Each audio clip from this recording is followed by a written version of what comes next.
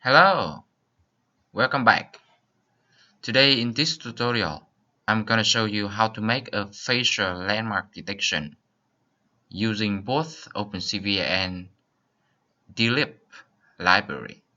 So as you already know, the OpenCV is a very famous and popular computer vision open source library. It has more than 1,000 optimized algorithms. And Dlib is also another open source for open source library for computer vision and machine learning, and compare the result of face detection. The Dlib library gives a little bit better result and stable than OpenCV. So today I'm gonna show you how to work with those both library. So this tutorial will have two parts. First part, I'll guide you how to make an user interface for taking an image and then detect the facial landmark on that image.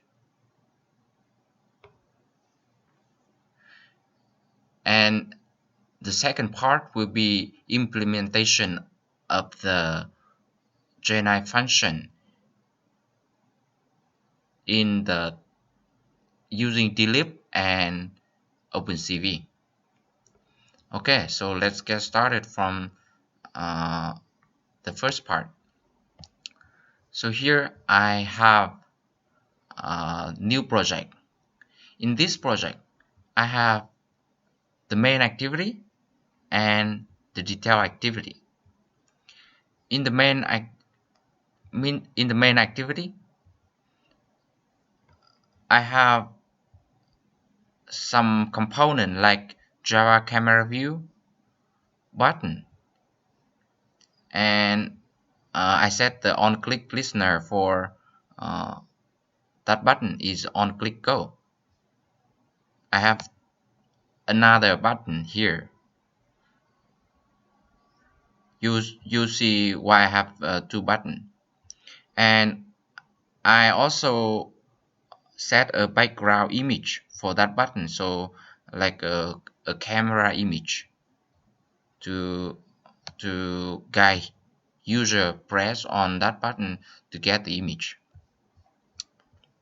And in the detail activity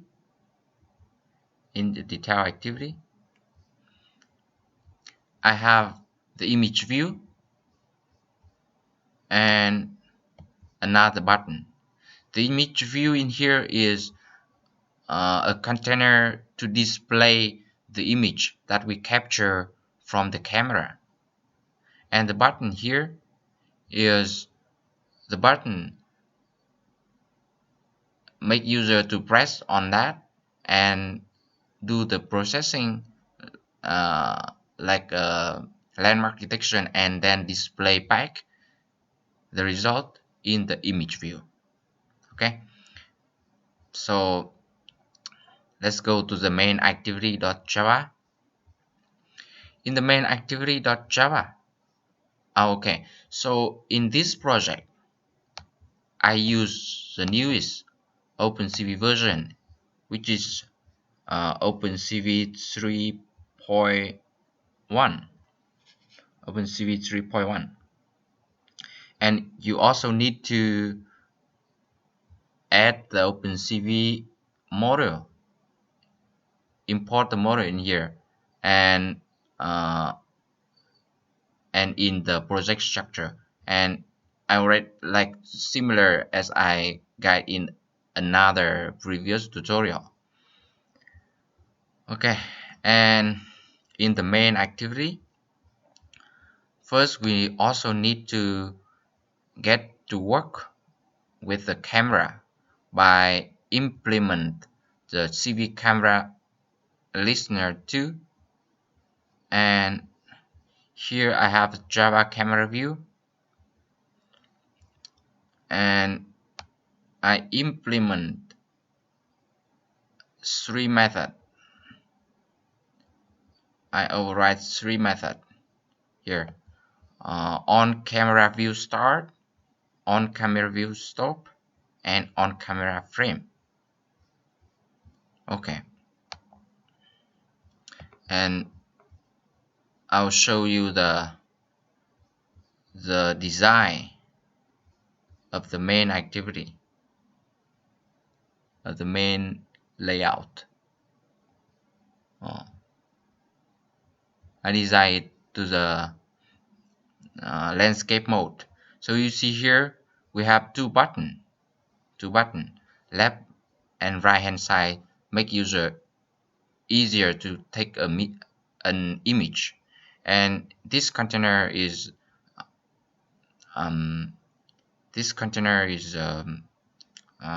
Java camera view, so we'll display the image on there. Okay, and whenever user press to the button, we need to write a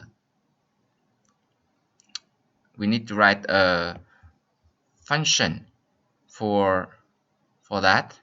First, we will get the image from the camera and then save it to the external storage. Of course, you can try to put extra through the intent, but there's a limitation of the storage.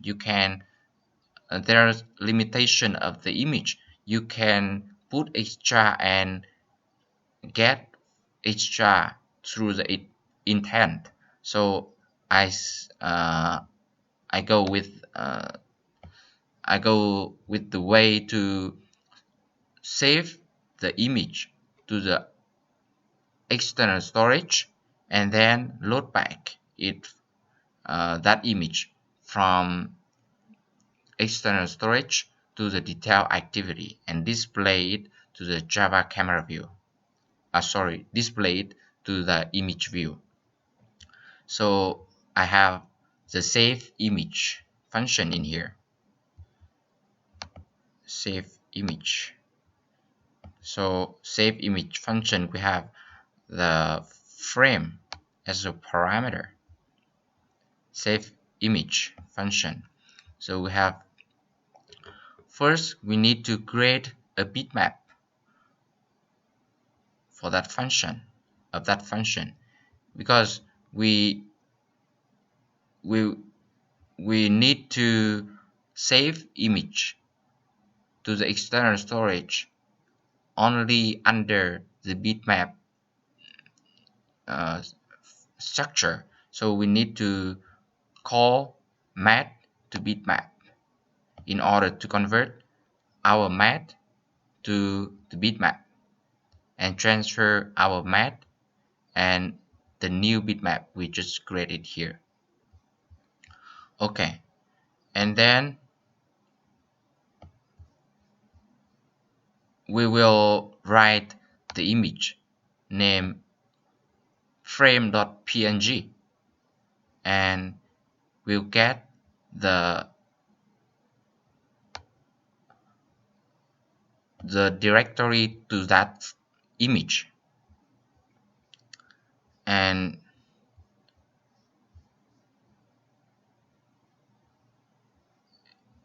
if the okay, and we'll try to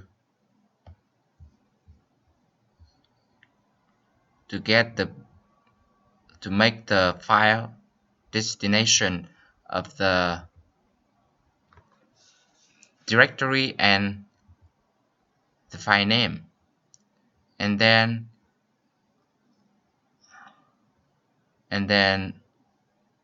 write to the external write to the external storage. Okay, so after having the image saved on the external storage, we'll go to the detail activity.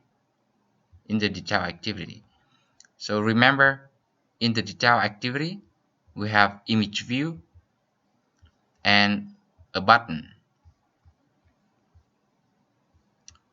So in the detail activity, we need to load that image from external storage to and display it on the image view. Okay, and let's see in the onCreate function. So here we have image view, we have button, and we have a bitmap. As an input, we read from the external storage and display this input bitmap to the image view. And also we have math input and math output. You will understand it a little bit later. So in onCreate, I try to bind the image view and button from the activity detail layout, and then I get the directory to that image and load the bitmap image from the external storage under this directory. And after having the bitmap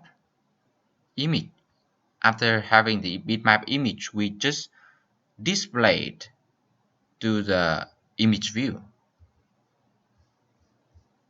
Okay, and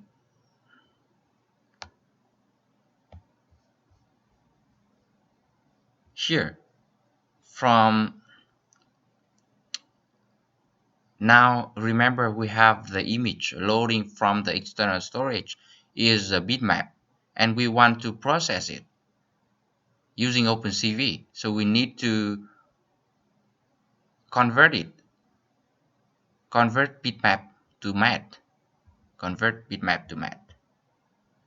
and okay, I have the convert bitmap to math here. Convert bitmap to math here. So our input is bitmap and output is math. So we make an instance of math like this with a 4 channel, and we also copy another bitmap from existing one and convert it from bitmap to math using util bitmap to math. This is a built-in function, and then we convert 4 channel to 3 channel because OpenCV just use 3 channel image. Okay,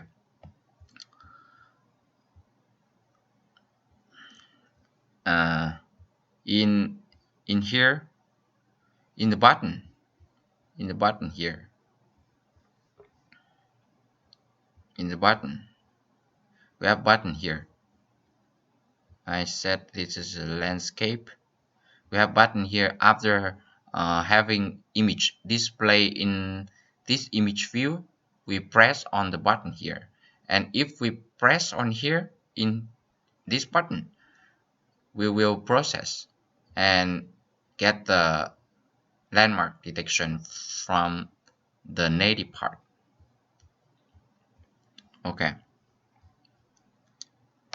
in the so here we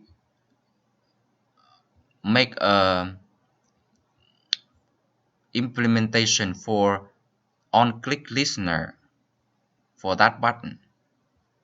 So just show a message here is calling the native function, and then call the native class and landmark detection, and transfer to it the math input and the math output. Okay, so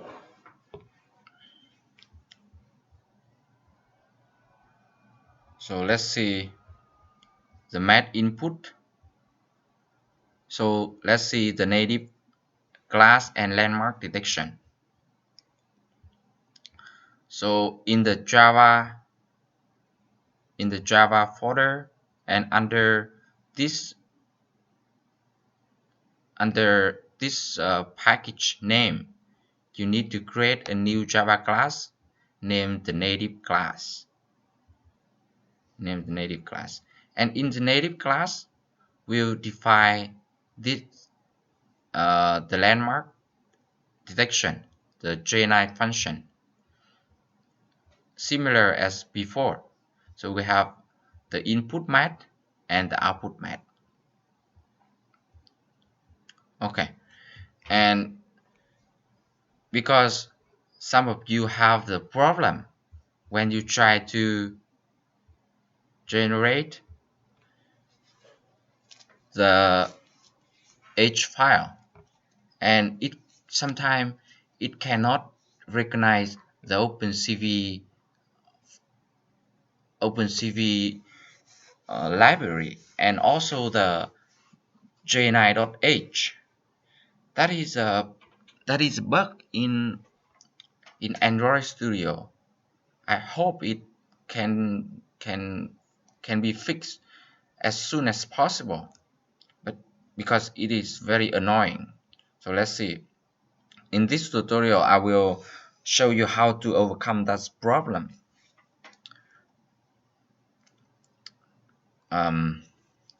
Okay, so go to the let's go to the main folder. I already in there, and call the java h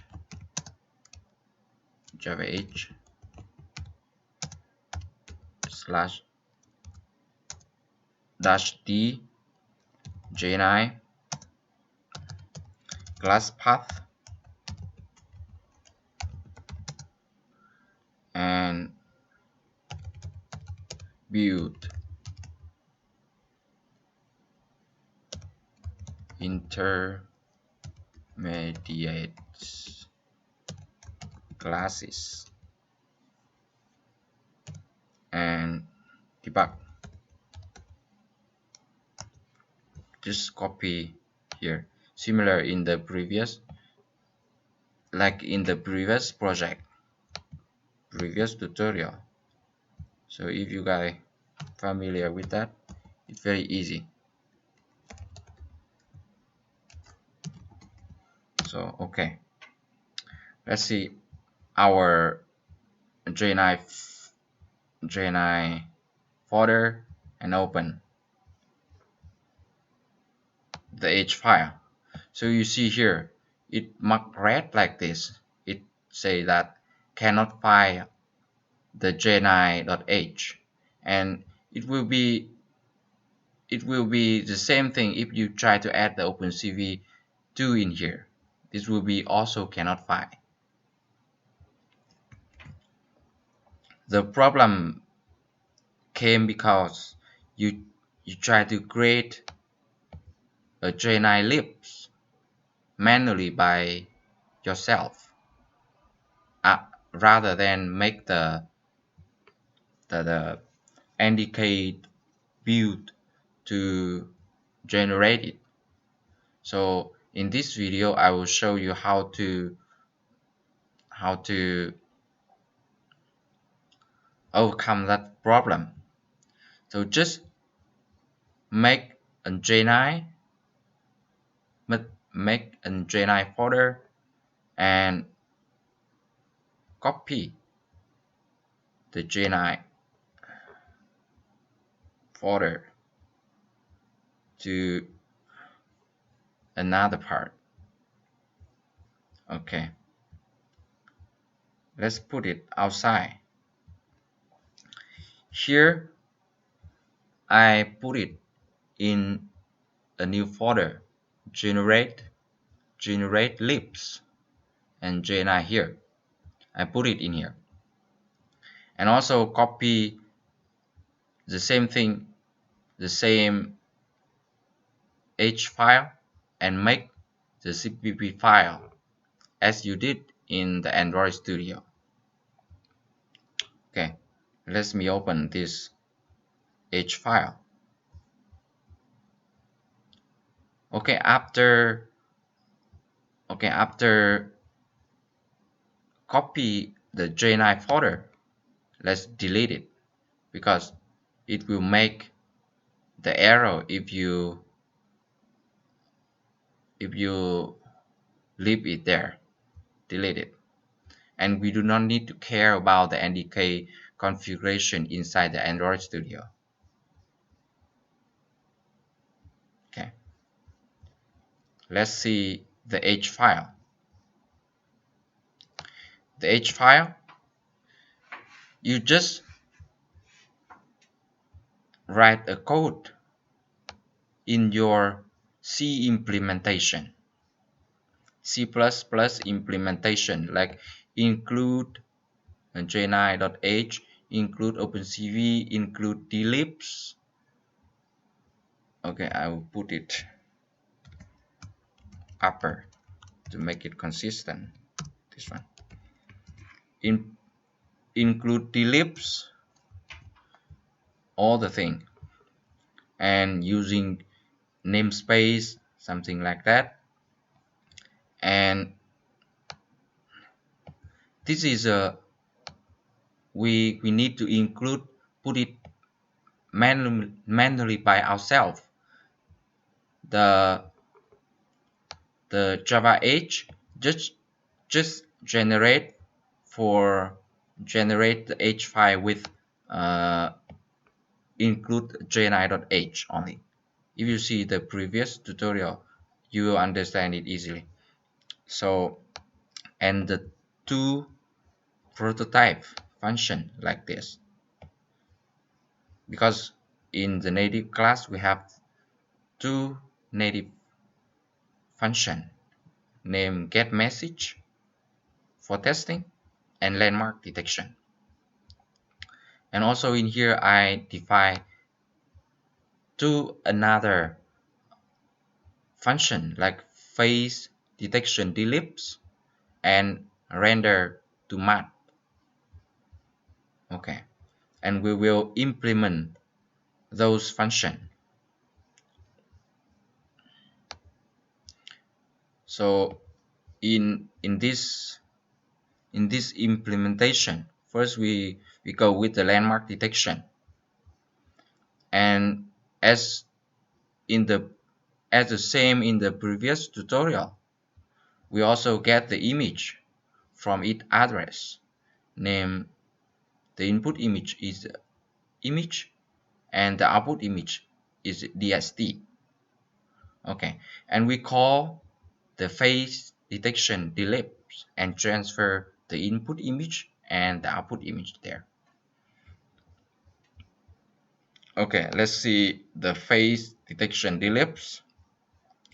In the face detection dlib, we try to get the front face detector from dlib. This is a command from dlibs. So we just need to make a detector and load the shape predictor for landmark detection. So actually this part is trying to load the pre-chain shape. So we need to copy shape predictor 68 phase landmarks .dat to our storage device. So the directory is like this: storage emulated 0 and the file. So the file should be outside of any folder. So whenever you go, you open the external storage, just put this file, or otherwise you can make a new data folder in here and copy this file to that data, but it should match. So in here we try to create an this is a type of the image in the dlibs, and this command we try to convert from math, from image math to the type of dlibs in order to run the dlib library.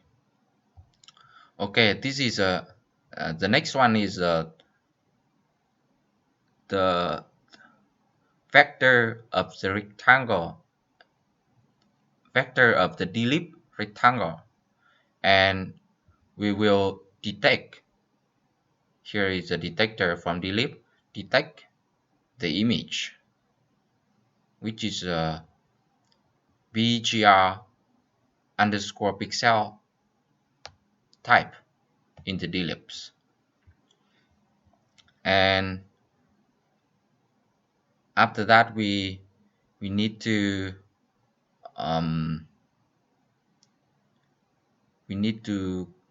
find the pose model. So this is a vector of the full object detection, this type inside the dlibs, and just loop for all the face detected and find all the point in each image. So there are not approximate, but there are 68 landmark point. So that's why it's 68 landmark point for each face detected using this model, pose model. So after having like 68 pose model point, so we will clone the original image to the destination image and draw a line to that image. So let's see, draw render to matte. In the render to matte we have nothing but loop for all point and draw a line. For example, from 1 to 16 we have the line from around the chin and your face, and line on top of the nose, something like that. So we just draw a line here. There's nothing special in this this function. Okay, so another thing you should remember is make an android.mk similar in the Android Studio. Android.mk. So in order to compile OpenCV and Dlib together, we need to make this complicate android.nk. So local path, we call the current directory, which is this directory that android.mk is located. And then we clear all the variable except the local path. And we are trying to build the dlibs. So I'll show you the structure of this folder. This to folder is automatically generated.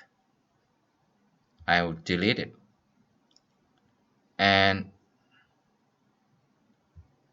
outside here, in this folder, we have three things.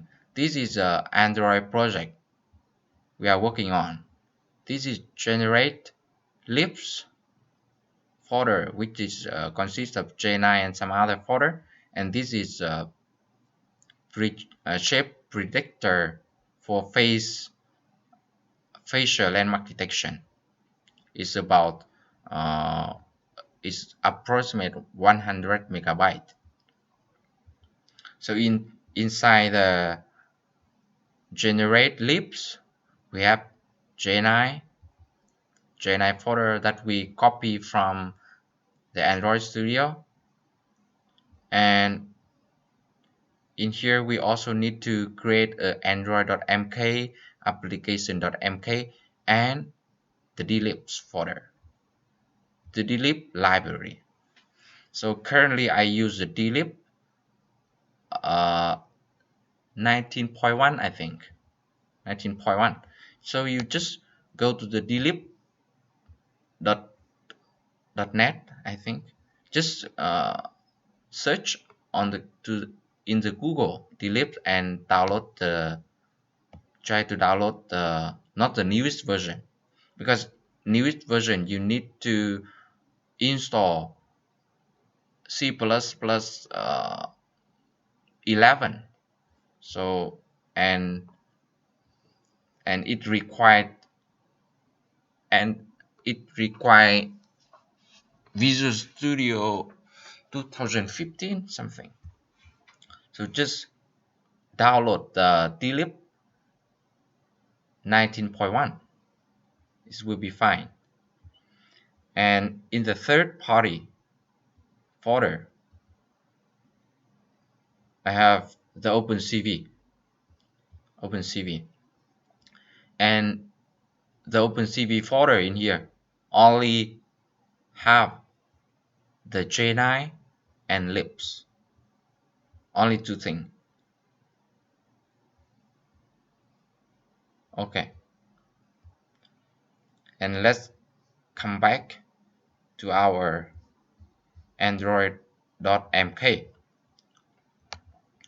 The android.mk, we have in the android.mk we are trying to build the dlib library, and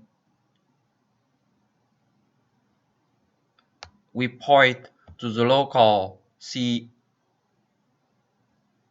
source in the dlibs, which we need to use for compiling dlibs, and specify the local source file, something like that. Thread kernel share, for example. And in here we will build the dlib, the static library for dlib, because we do not need to pack all the thing in all the library in dlib with the Android application. So we just build it as a static library. And the second one is the OpenCV. Here we just get a top level path, which is the the this top level path. This is a upper folder, and we are trying to go into the third party folder and also go inside the OpenCV/JNI and include the header file and the header file to here. And this is similar as we did before, and call the OpenCV.mk to build the OpenCV. And the most important part, those two libraries are here, are upper, but this part will be our code uh, compiling. So we specify the local module is the mylibs, and this is name of our CPP file, and we specify that is a share library because we need to package this library along with the Android application. So that is Android.mk, which is very important for building open source library. Okay, let's see the application.mk. There's nothing special in this part, this file. We just specify some kind of CPU structure like V7A, V8A, 86, and 64, something like that. Okay, so now we already implement the the JNI function outside of the Android Studio. So let's go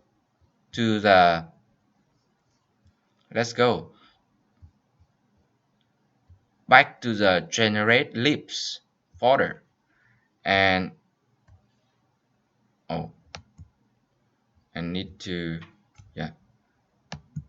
shift and press mouse. You get the I must go manually. So we'll go to that folder,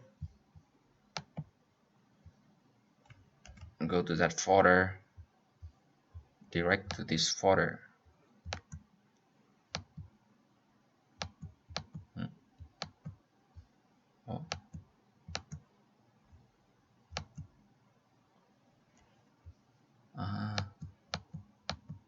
How to copy it to here? I don't like this computer very much. Okay, let me stop it and see what happened with my computer. Okay, there are some problem with my mouse with my computer. I don't know why, so I need to type manually C user and CVLab and desktop and app, Android app, and we have generate libs. We are already inside here. Let's call the NDK build. So in order to complete this project, make sure your NDK build can run from any location in your computer. So doing that, you can add it to the environment path. Add the NDK folder into the environment path. So you see the J9 libs, J9 folder, and the third party is the original one, and the another new folder is libs, and obj is automatically generated. So my CPU structure of that device is V7A, so I just copy that and paste it to the lib file. Yeah, I already have it in here. I'll delete it to make sure nothing inside here. Okay, I will paste it again, paste the new one, the new build. Okay, if you want to run this application for all device, you should copy all the folder from here, all the folder. Now it's creating another one. Now it's creating V8A, something like that. So I just test on this device, so I just copy the V7A. Okay, let's build it.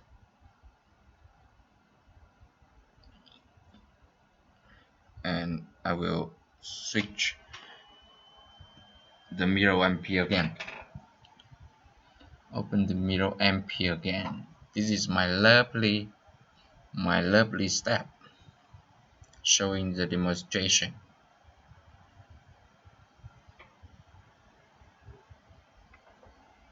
Later play. Go to the home button. Okay. So let's port it to the device.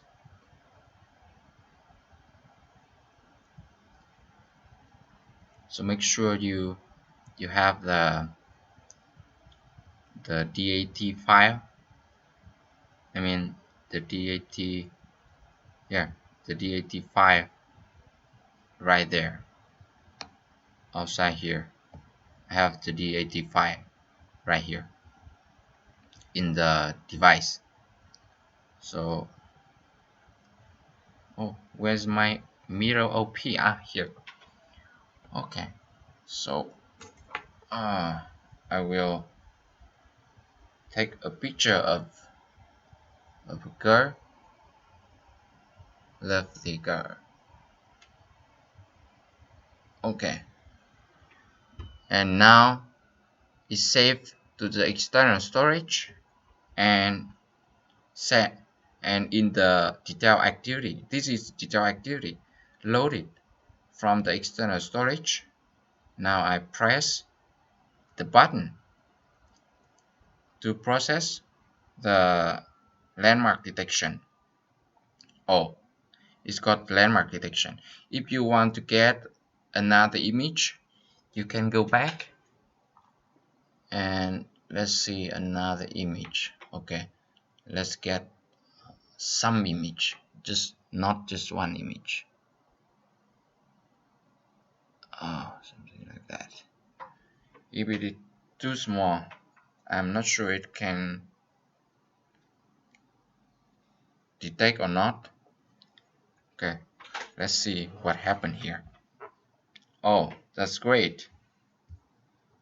So if you, so this is a very cool, and I think this is very cool application, and it is very useful for those who want to do the face recognition on the smartphone. So that's it for today. Thank you for watching. If you do not subscribe, consider subscribing it to get the weekly new video. And I will put the full project in the description so you can download and run it. Bye for now.